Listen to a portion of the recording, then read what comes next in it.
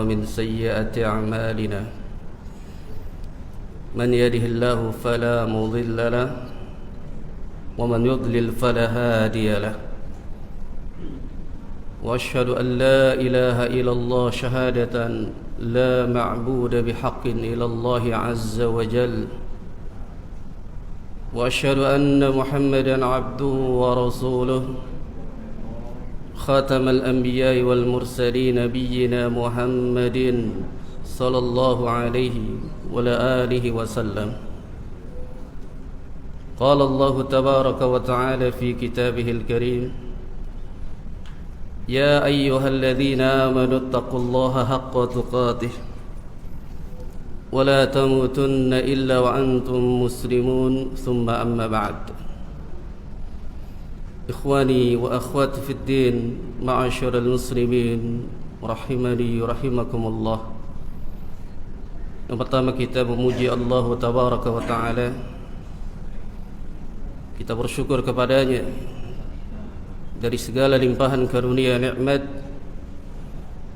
tentunya dari nikmat Islam, nikmat iman, dan juga nikmat sehat wal afiyah. Alhamdulillah, pada siang yang berbahagia ini kita dikumpulkan di masjid yang mulia ini. Itu semata-mata karunia dari Allah Tabaraka wa Ta'ala. Terlebih lagi kita memohon kepada Allah agar Allah Azza wa Jal memberikan kekuatan agar kita bisa menyelesaikan ini puasa Ramadan di tahun ini.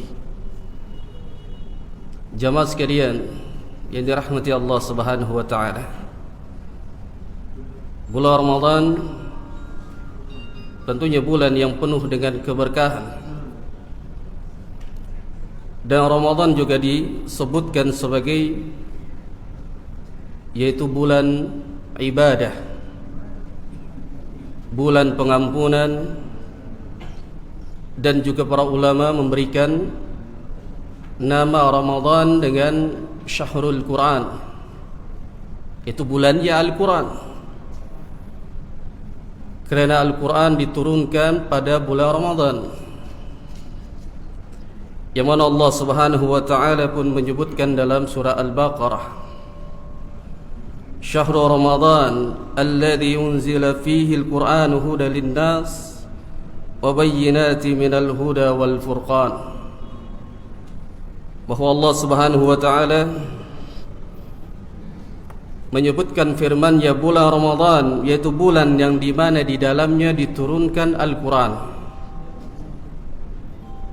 dan juga Al-Quran itu sebagai penjelas petunjuk bagi umat manusia dan juga pembeda di antara yang hak dan yang batil. Nah, dengan ayat ini para ulama ketika menjelaskan bahawa pada bulan Ramadan Allah turunkan Al-Quran, ini menjadi motivasi untuk kita agar kita dekat dengan Al-Quran, senantiasa berinteraksi dengan Al-Quran, kerana malaikat Jibril alaihi salam yang diturun menemui baginda Nabi Muhammad sallallahu alaihi wasallam yaitu pada bulan Ramadan, dibacakan kepada beliau, murajaah kepada beliau, dikhatamkan Al-Quran, dan ini sebaik-baiknya ibadah yang kita dekatkan pada bulan Ramadan, yaitu kita dekat dengan Al-Quran. Kerana kita tahu jamaah sekalian, ketika datang bulan Ramadan, ibadah-ibadah yang lain, ibadah sunnah itu ditinggalkan, lebih dekat kepada Al-Quran, sebagaimana disebutkan dalam sebuah riwayat asar yang disebutkan oleh Al-Imam Ibn Rajab Al-Hambali dalam kitab Lata'il Ma'arif. Ini disebutkan salah satu kisahnya orang-orang saleh ketika datang Ramadan, mereka meninggalkan ibadah-ibadah yang sunnah dan dekat dengan Al-Quran. Itu disebutkan oleh beliau dalam kitab Lata'il Ma'arif, kana Sufyan Ats-Tsauri rahimahullah. Ini berbicara dengan orang-orang saleh terdahulu ketika mereka sampai kepada bulan Ramadan. Salah satunya Al-Imam Sufyan Ats-Tsauri rahimahullah, idza dakhala Ramadan tarka jami' al-ibadah wa aqbala ala qira'atil Qur'an. Sufyan Ats-Tsauri rahimahullah, ketika datang Ramadan, beliau ini meninggalkan salat-salat sunnah dan lebih dekat kepada Al-Quran, lebih banyak interaksi dengan Al-Quran. Oleh kerana jamaah sekalian, ini mengikuti teladan Nabi kita yang mulia sallallahu alaihi wasallam. Kerana Rasul sallallahu alaihi wasallam senantiasa membaca mengulang-ulang Al-Quran di bulan Ramadan. Makanya kita harus mengikuti, meneladani. Yang pertama kita teladani adalah baginda Nabi Muhammad sallallahu alaihi wasallam. Lalu yang berikutnya kita meneladani para kaum salaf terdahulu, orang-orang saleh terdahulu. Bagaimana mereka ketika berada di bulan Ramadan? Apakah mereka sibuk dengan ibadah-ibadah yang dapat melalaikan dari sesuatu yang mendapatkan ganjaran dari Allah Tabaraka wa Ta'ala? Karena ibadah-ibadah ada yang dilakukan mereka tanpa ilmu. Ini yang dapat melalaikan dan tidak mendapatkan ganjaran dari Allah Tabaraka wa Ta'ala. Tapi ketika kita di dalam bulan Ramadan, tentunya kita mengisi segala aktivitas kita dengan ibadah, interaksi dengan Al-Quran. Jangan sampai terlalaikan kita dari Al-Quran, karena setiap apa yang kita baca di dalamnya, satu huruf dapat mengganjarkan, dapat ganjarannya 10 pahala yang diberikan Allah Subhanahu wa Ta'ala. Rasul mengatakan, la aqulu alif lam mim harfun. Aku tidak mengatakan alif lam mim itu satu huruf, walakin alif harfun, lam harfun, mim harfun. Aku mengatakan bahwa alif itu satu huruf, lam satu huruf, mim satu huruf. Jika ada yang membaca alif lam mim, dia mendapatkan 30 pahala. Terlebih lagi di bulan Ramadan, Allah akan melipat gandakan dari pahala yang dia baca. Sebagaimana disebutkan pahalanya orang yang dekat dengan Al-Quran ini dapat melebihi daripada jihad fisabilillah. Kerana pada zaman Nabi SAW ada seseorang yang mendatangi Rasul sallallahu alaihi wasallam dan menanyakan, ayyul jihadi a'zam ajran ya Rasulullah?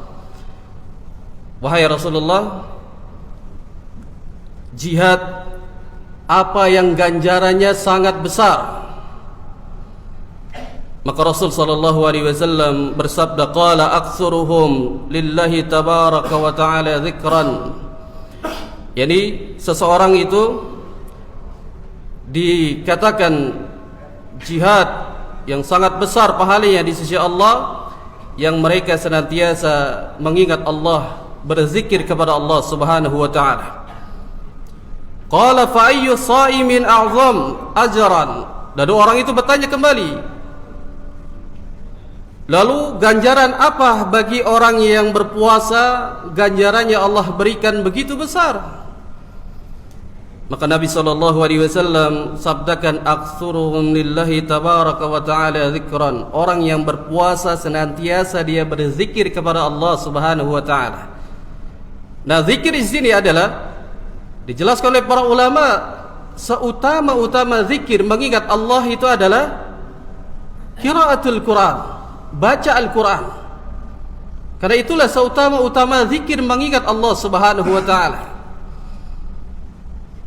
Orang yang berpuasa senantiasa lisannya dia basah, senantiasa mengingat Allah, membaca Al-Quran, dekat dengan Al-Quran. Ini para orang-orang saleh terdahulu ketika Ramadan datang, mereka meninggalkan segala aktivitas mereka. Mereka lebih mendekati kepada Al-Quran. sebagaimana Ibnu Utsaimin rahimahullahu taala yang beliau mengatakan, yanbaghi 'ala as-shaim in yastaghila bi qiraatil Qur'an fi Ramadan.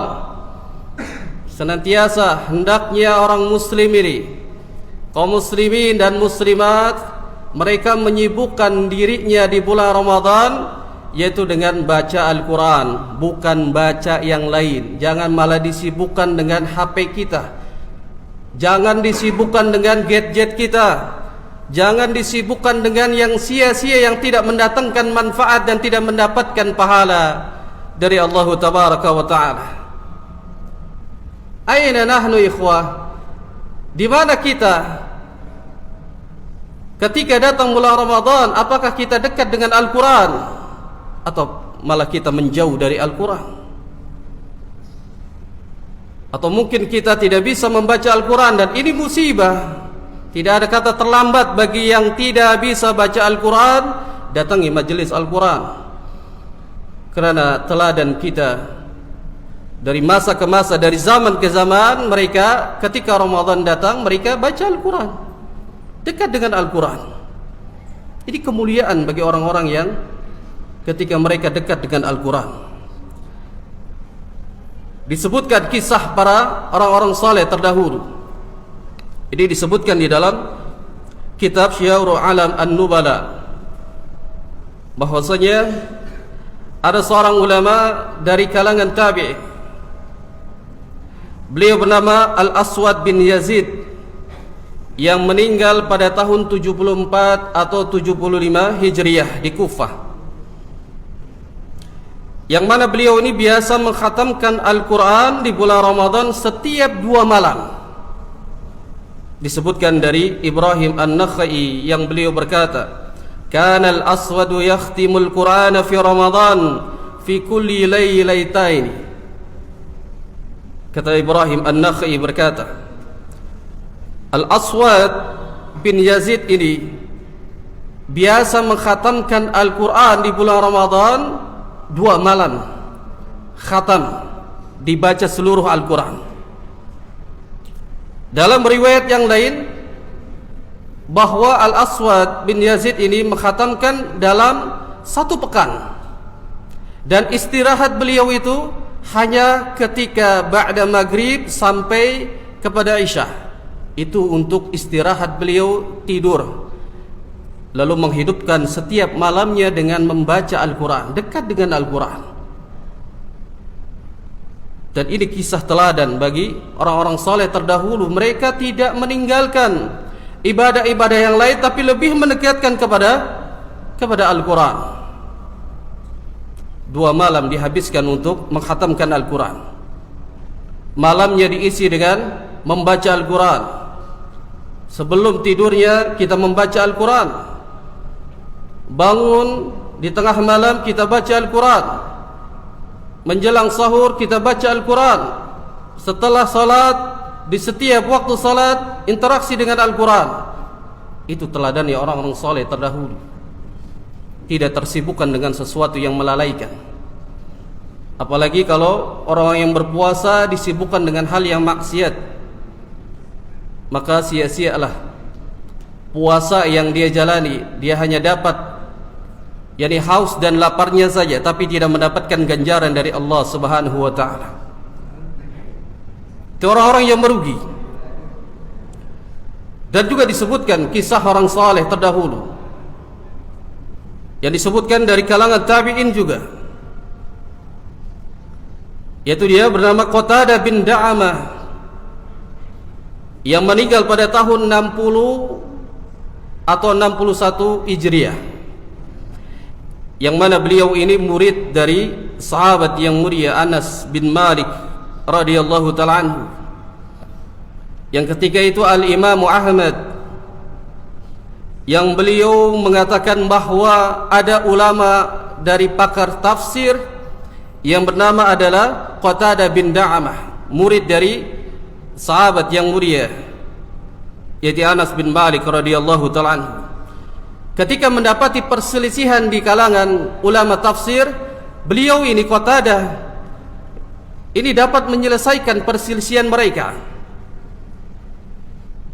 Nah, disebutkan oleh Salam bin Abu Mutti bahwa beliau pernah melihat Qatadah ini semangat di dalam membaca Al-Quran, kemudian mentadaburinya, kemudian mentafsirinya, karena beliau ini ahli tafsir. Ketika di bulan Ramadan lebih dekat lagi, disebutkan bahwa kana Qatadah yakhtimul Qur'ana fi sab'i. Dahulu Qatadah ketika dalam bulan Ramadan dapat mengkhatamkan Al-Quran hanya 1 pekan. Semangatnya beliau, idza jaa Ramadan khatama fi kulli 3. Ketika datang Ramadan, beliau dapat mengkhatamkan 3 hari. Lihat, ketika datang Ramadan 3 hari dibaca, dikhatamkan. Fa idza jaa 10 khatama kulli lailah. Ketika datang di akhir Ramadan, di 10 terakhir Ramadan, beliau mengkhatamkan, membacanya setiap malam. Di 10 terakhir yang dilakukan oleh orang-orang saleh terdahulu dari kalangan salaf. Ketika 10 terakhir mereka lebih dekat kepada ibadah, membaca Al-Quran, dibaca setiap malam. Tidak seperti kita, ketika 10 terakhir Ramadan kita sibuk mempersiapkan lebaran, sibuk mempersiapkan pulang kampung, sibuk dengan pekerjaan-pekerjaan yang akan mengambil cuti lebaran dan sebagainya. Mereka meninggalkan ibadah, entah dia ibadah qiyam, entah dia ibadah membaca Al-Quran, dan tidak dialami oleh orang-orang saleh terdahulu dari kalangan salaf. Mereka di 10 terakhir mereka semangat untuk membaca Al-Quran, semangat di dalam ibadahnya, karena tidak tahu jamaah sekalian, ketika Ramadan ini yang kita jumpai, apakah kita bisa bertemu kembali di tahun yang akan datang? Tidak ada yang menjamin itu jamaah. Mungkin saja di hari ini kita bisa berkumpul di masjid yang mulia ini, selesai kita bermajlis, mungkin di antara kita ada yang telah pulang, dicabut nyawanya oleh Allah Subhanahu wa ta'ala. Tidak ada yang mengetahui. Maka di antaranya orang-orang yang cerdas ketika datang bulan Ramadan, teladani orang-orang saleh terdahulu. Mereka biasa interaksi dengan Al-Quran, baca di dalam 1 ayatnya, di dalam 2 ayatnya, terus kalau bisa kita menghatamkan Al-Quran. Dan itu teladani orang-orang saleh terdahulu. Di antaranya Al-Imam Syafi'i rahimahullah, yang pada saat itu Al-Imam Syafi'i ini sibuk di dalam menjelaskan hadis-hadis di dalam cabang furu'. Tapi ketika datang Ramadan, beliau meninggalkan semua perkara-perkara yang beliau pelajari. Beliau keluarkan istinbat dari hadis. Beliau lebih dekat kepada Al-Quran. Nah, itu disebutkan oleh muridnya Arabi bin Sulaiman, yang beliau mengatakan kana Syafi'i yakhtimul Qur'ana fi syahri Ramadan 60 khatmah. Kata muridnya Arabi bin Sulaiman bahwa Imam Syafi'i ketika mengkhatamkan Al-Quran di bulan Ramadan, beliau dapat mengkhatamkan sebanyak 60 kali di bulan Ramadan. Dibaca, dikhatamkan sampai 60 kali. Ini teladan orang-orang soleh yang kita ikuti, bahwa ketika mereka dekat dengan Al-Quran, mereka tenang itu, hati akan merasa tenang, karena memang siapa yang mengingat Allah Subhanahu wa ta'ala, maka hatinya dia akan tenang. Ala bi dzikrillah tatma'innul qulub.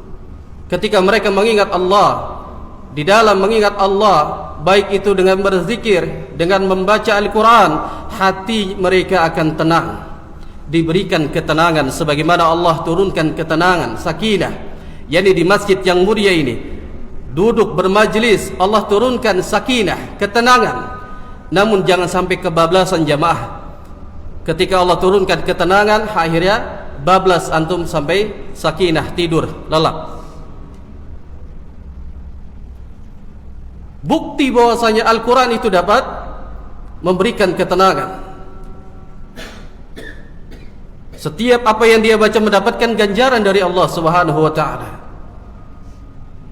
Dan teladan yang lain ketika Ramadan datang, orang-orang saleh mereka gemar mengeluarkan infak sedekah.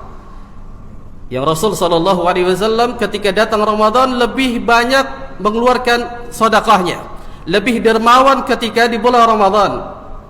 Mungkin bagi kita jamaah sekalian, yang kita ini orang yang bakhil, dapat gaji tapi tidak mau dikeluarkan infak sedekahnya, ingatlah Allah akan membinasakan itu. Karena Rasul sallallahu alaihi wasallam telah sabdakan, wattaqus suha, takutlah kepada sifat bakhil, karena sifat bakhil itu dapat membinasakan dari pelakunya. Maka ketika kita mendapatkan harta, rezeki dari Allah Subhanahu wa ta'ala, maka kita keluarkan infak sedekah itu. Terlebih lagi di bulan Ramadan, kita menjadi orang yang sangat dermawan mengeluarkan infak sedekahnya. Karena memang disebutkan di dalam riwayat bahwa para ulama ketika di dalam bulan Ramadan mereka sibuk bersedekah. Selain dari mereka sibuk dengan Al-Quran, mereka sibuk sedekah. Itu disebutkan dari Mughirah, yang beliau berkata bahwa Abdurrahman bin Abi Ni'am menyediakan hidangan buka puasa bagi orang-orang yang berpuasa sebanyak 2 kali pada saat Ramadan. Ini orang-orang terdahulu, mereka sibuk dengan Al-Quran, sibuk dengan ibadah mereka, tapi tidak lupa memberi makan bagi orang-orang yang berpuasa. Orang yang memberikan makan bagi orang yang berpuasa, berbuka puasa, maka seolah-olah dia mendapatkan pahala sebagaimana orang yang kita beri makan tersebut. Kalau orang yang berpuasanya itu dari pagi sampai dia buka terus berinteraksi dengan Al-Quran, berikan makan kepadanya, kita mendapatkan ganjaran apa yang dia lakukan. Tapi kalau kita memberikan makan buka puasa kepada orang yang senantiasa setelah sholat subuh dia tidur, kemudian dia lalai dari ibadah, kemudian dia sampai kepada buka, maka kita dapat pahala sebagaimana yang dia lakukan. Nah, para ulama ini mereka memberikan apa? Memberikan buka puasa bagi orang-orang yang ketika mereka setiap hari interaksi dengan Al-Quran, beribadah, solat, beribadah kepada Allah dengan berzikir kepada Allah Subhanahu wa ta'ala.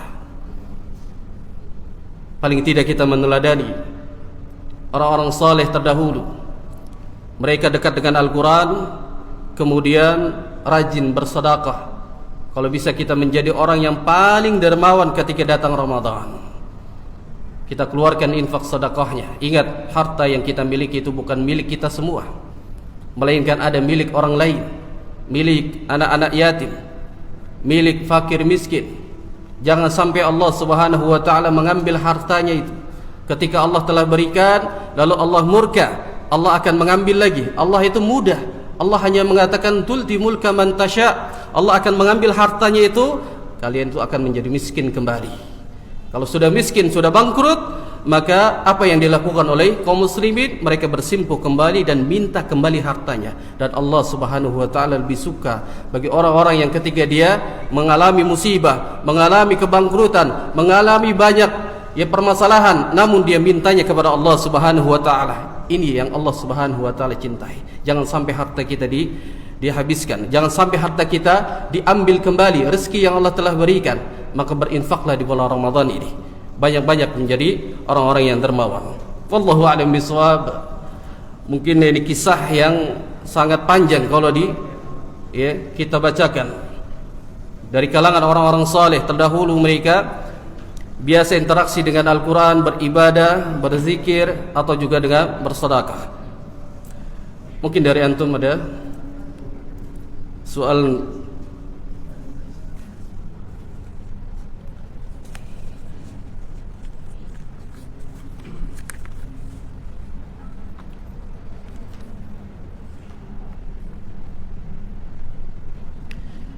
Assalamualaikum. Waalaikumsalam warahmatullahi. Apakah ada dalil sahih menjelaskan tentang doa atau kalimat antara salat tarawih yang selalu dibacakan.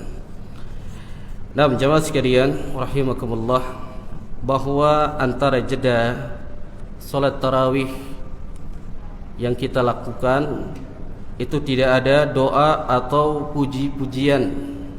Kalau kita ingin melihat kepada sifat salat tarawihnya bagi Rasulullah dan para sahabat, tabi'in, tabi'ut tabi'in, mereka tidak mencedai dengan membaca doa ataupun dia membaca kalimat-kalimat yang sebagaimana yang dilakukan oleh kaum muslimin. Kalau memang itu hal yang terbaik, kalau itu memang ada dilakukan oleh orang-orang saleh terdahulu dari kalangan salaf, tentu mereka yang lebih dahulu mengamalkannya. Kerana Imam Ibn Katsir rahimahullahu ta'ala, beliau mengatakan, "Lau kana khairan lasabaquna ilaih." Kalau perbuatan itu baik, tentu yang mengamalkan yang pertama kali adalah para sahabat. Kalau memang perbuatan itu baik, tentu yang mengamalkan adalah orang-orang dari kalangan salaf terdahulu, dari kalangan tabi'in, tabi'ut tabi'in. Tidak ada satupun yang melakukan akan hal itu. Namun kalau dia ingin berdoa sendiri, berzikir sendiri, maka tidaklah mengapa. Namun kalau dia didawamkan seolah-olah itu menjadi kewajiban atau tidak afdal kalau tidak dibacakan dengan kalimat atau doa, maka hal itu adalah hal yang tidak dicontohkan oleh Nabi dan para sahabatnya. Wallahu a'lam bishawab.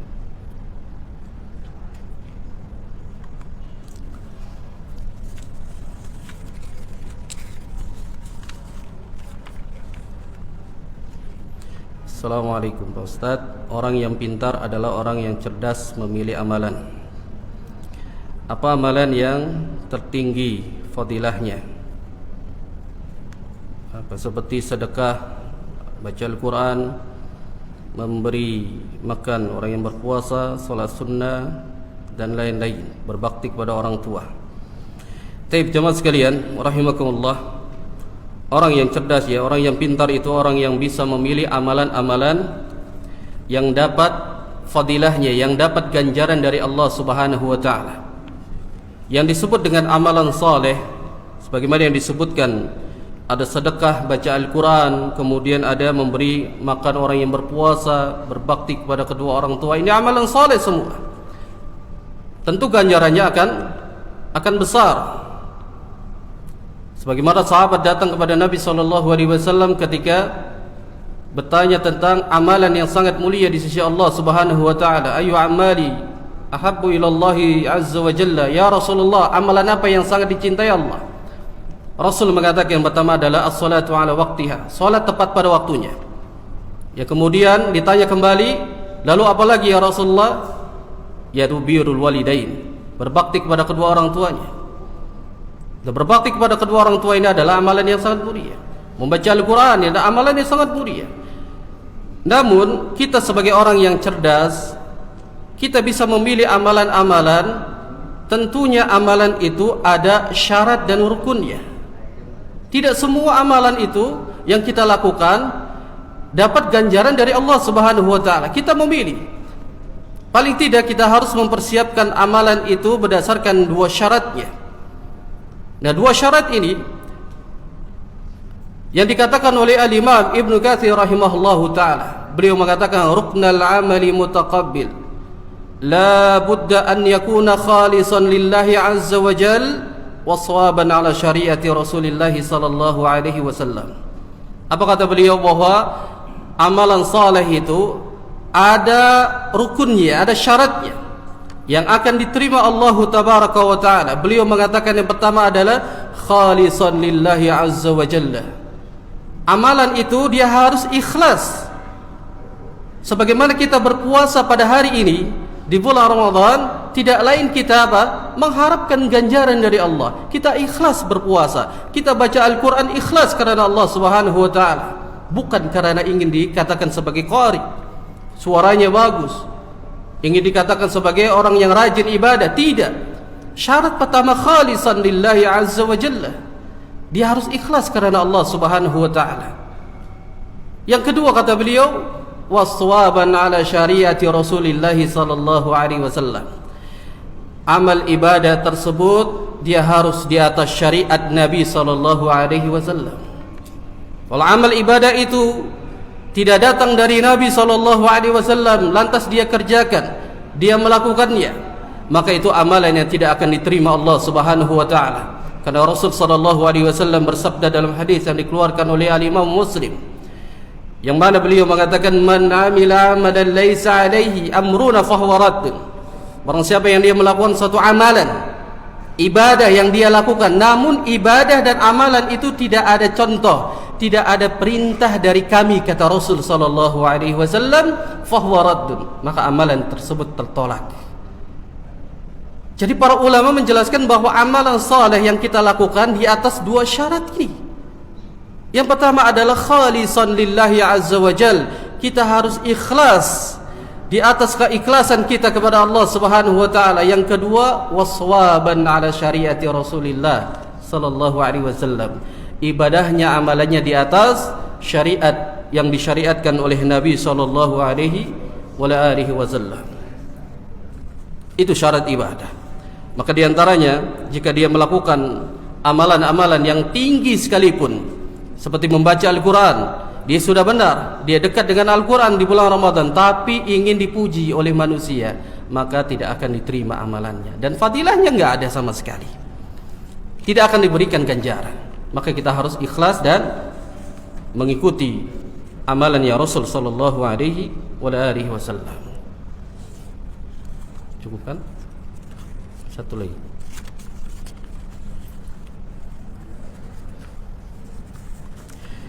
Bismillah, Ustaz izin bertanya. Saya sering mendengar kata solat. Apa sih artinya? Mohon penjelasannya. Solat, as-salah, di antaranya kata solat sering kita mendengar. Iya, karena Allah Subhanahu wa taala sering mengulang-ulang di dalam Al-Quran. Dipanggil mereka orang-orang yang beriman, ya ayyuhalladzina amanu aqimus shalah, tegakkan salat. Lalu apa makna salat? Di antaranya salat, makna salat adalah agar kita mengingat Allah Subhanahu wa taala. Kalau kita di dalam salat, apa yang kita ingat? Apa yang kita baca? Tentu lafaz Allah Subhanahu wa taala. Ingat kepada Allah Subhanahu wa taala. Makanya di dalam solat, ketika kita melaksanakan solat, masih kita memikirkan sesuatu yang dapat menjadi tidak khusus solat kita. Entah mereka mengingat dunia, mengingat masalah-masalah, permasalahan di dalam dirinya, maka pada hakikatnya solat seseorang belum sempurna.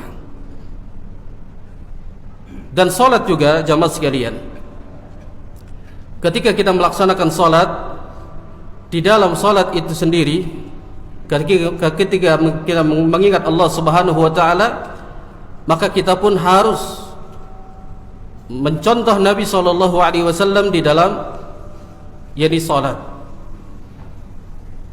Karena Rasul mengatakan, bersabda, sallu kama ra'aitumuni usalli, salatlah kalian sebagaimana melihat aku salat. Ketika kita mengingat Allah Subhanahu wa taala, kemudian kita melaksanakan salat apa yang diwajibkan Allah, maka ikuti salat tersebut sebagaimana salatnya Rasul sallallahu alaihi wasallam. Maka niscaya insyaallah kita mendapatkan apa yang kita inginkan, kita diberikan ganjaran dari Allah Subhanahu wa taala dengan salat kita. Nam wallahu alam bisawab.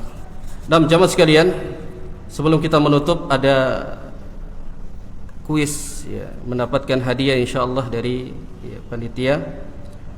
Yang bisa menjawab pertanyaan maka akan mendapatkan hadiahnya. Tip bagi jamaah sekalian, pertanyaannya adalah, berapa kali Al-Imam Syafi'i ketika mengkhatamkan Al-Quran di bulan Ramadan? Silakan. 60 kali dalam bulan Ramadan. Naam, tafadhal. Silakan. Naam. Baik. Satu hadiah lagi. Bahwasanya disebutkan ada seorang ulama tabi'in. Seorang ulama tabi'in ini yang ketika itu mengkhatamkan Al-Quran dalam 2 malam. Siapa nama beliau? Yang tadi Anda sebutkan tadi. Hah? Lupa. Naam, tafadhal. Hah? Naam, Al-Aswad bin Yazid. Naam, tafadhal. Insyaallah. Barakallahu fiik. Naam, jamaah sekalian. Kita akhiri majelis kita. Oke. Masih ada? Baik. Masih ada waktu. Anda bacakan pertanyaan kembali.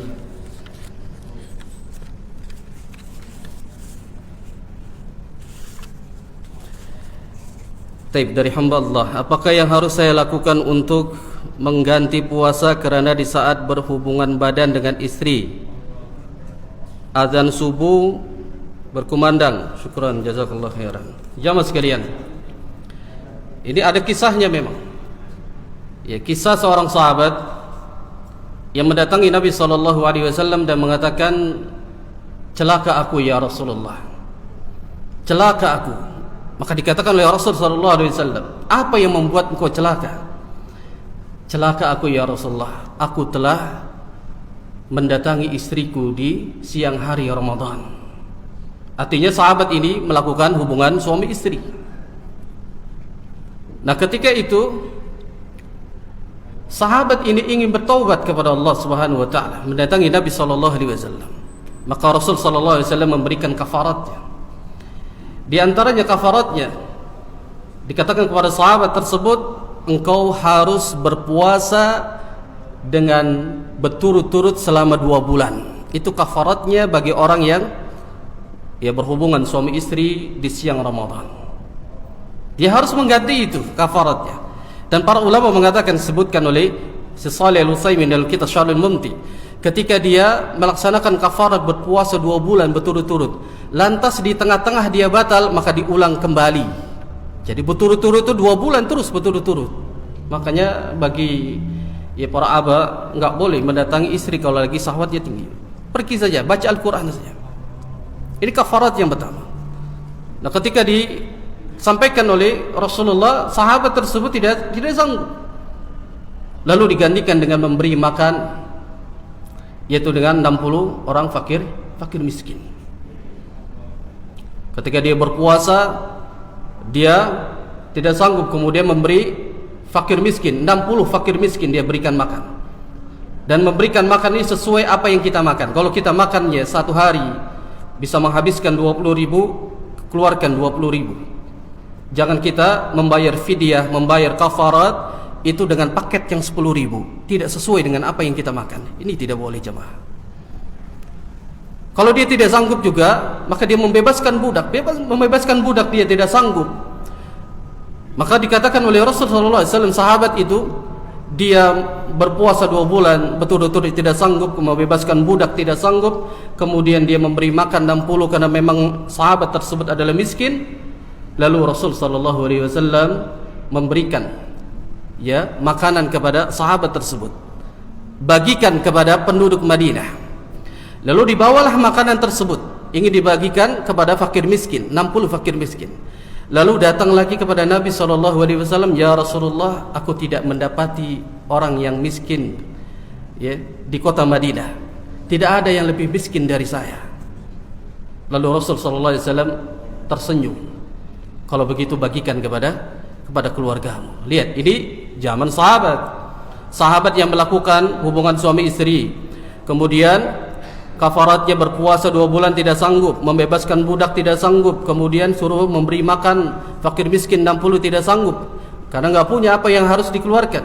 Diberikan oleh Nabi agar dibagikan kepada fakir miskin, namun tidak ada yang lebih miskin darinya. Lalu kata Rasul, bagikan kepada keluarga. Nah, jamaah sekalian, bagi orang yang berhubungan badan di siang hari, antara suami dan istri ini, maka yang pertama adalah dia harus membayar kafaratnya tersebut. Yang melakukan silakan pilih, mau 2 bulan berturut-turut membebaskan budak atau mau kasih ya makan fakir miskin, ya 60 fakir miskin. Yang kedua, bertaubat kepada Allah Subhanahu wa taala agar tidak melakukan ya hal ini kembali, karena hal ini adalah dapat membatalkan puasanya.